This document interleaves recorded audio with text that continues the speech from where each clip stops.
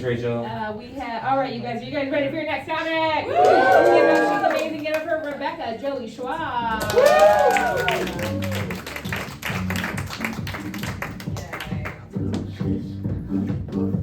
Billie Eilish. Ooh. That makes it seem like I'm bi just because my voice is low. Wouldn't that be great? No, I like men. Anybody else? Yeah, we can't admit it. Anyone like women? Woo! Fuck yeah. You guys are hot. I watch it. In fact, I do. Anyway, how you guys doing, Rebecca? How you doing? You having a fun Sunday night? Yeah. I'm dressed like I want to fuck. Do you feel that? Yeah. Now. Thanks. Anyway, yeah, so I'm single. We can clap. Come on. Single girl, single Jewish girl. Let's move forward. And the dating apps suck. I got lucky, and like the last few years, I dated people from real life. What is that? Does that still exist? Did you guys meet in real life? No, we met in real life. Well, yeah. Oh, that's exactly the question I asked.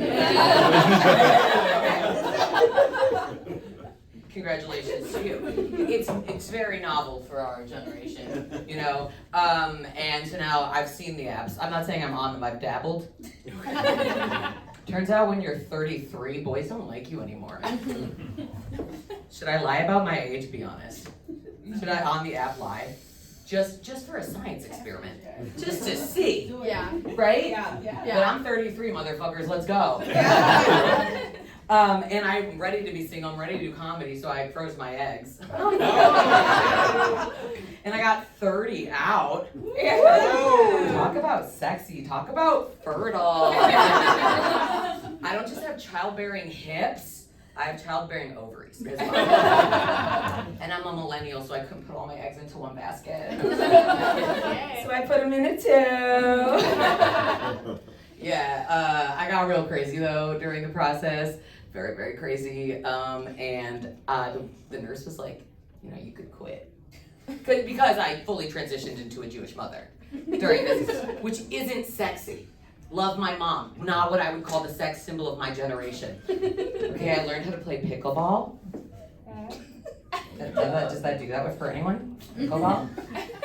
Pickleball? And I learned mahjong. And I just started yelling at people, where is your jacket? It's cold out. It's winter now. So yeah, so the nurse was like, you could quit. And quit. I did not pay thousands of dollars. I'm so sorry. I mean, my dad did not pay $5,000 for me to quit. We're doing this. I'm an overachiever. Guys, ovaries are hot. 2025. All right. Don't worry. I might be like a little crazy if you can't tell, a little loco, except my kids will be chill. They're on ice. So now I can fuck around all I want. My 20s are back. I had so much fun in my 20s. I did this thing I thought was unique. And I kept a list of everyone I've ever had sex with. Anyone else have a list? Yes. Do you have dates and details on said list? Maybe. Yeah. Do you have full names, including middle names when applicable?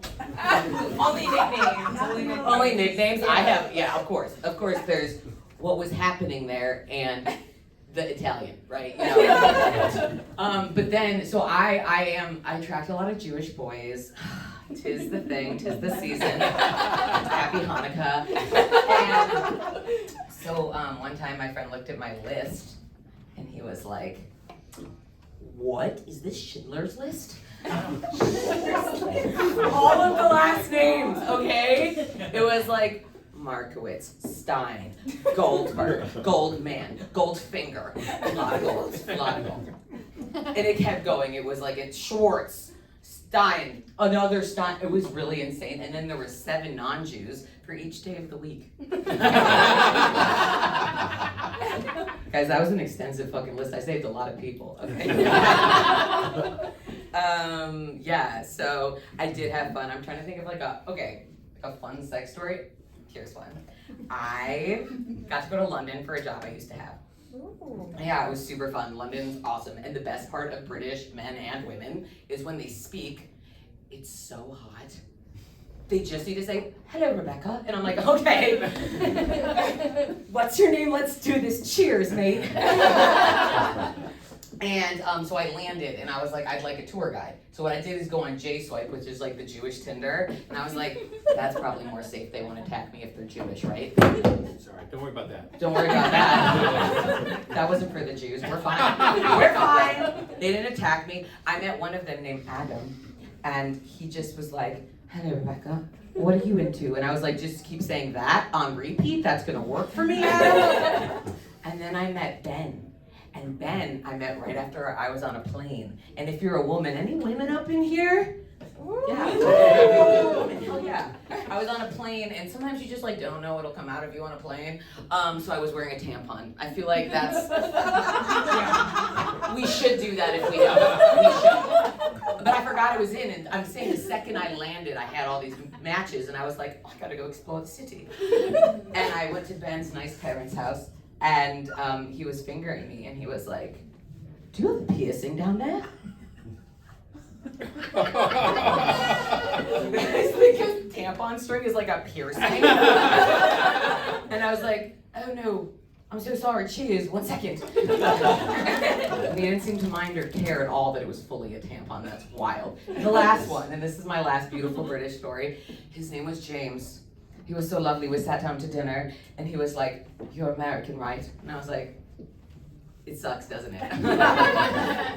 Oh, that means I can tell you all about my mental health issues. And dietary needs. I mean, he was Jewish after all, right? And James was great, except that his penis leaned left. Up, fine. Down, left. That is hitting my ovary. Unacceptable. So we couldn't do it. We couldn't continue, even though he was the nicest guy. And his mother's name was Rebecca, which is my name, which happens a lot. And when I dated a Latino, he would not call me Rebecca because that was too close to his mother's name, so he would call me Rebbe, which if you're Jewish means rabbi. And that boy is not circumcised. I love it, unkosher penis. All right, thank you.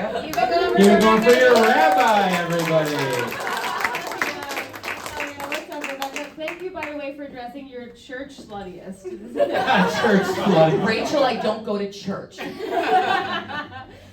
By the way, not to turn anyone on, but I did help Rebecca put on this dress. So. Oh, I had to seat all you. This is not fair. Cool. Well, so congratulations, by the way, on your recent breakup. Oh my God, thank you so much.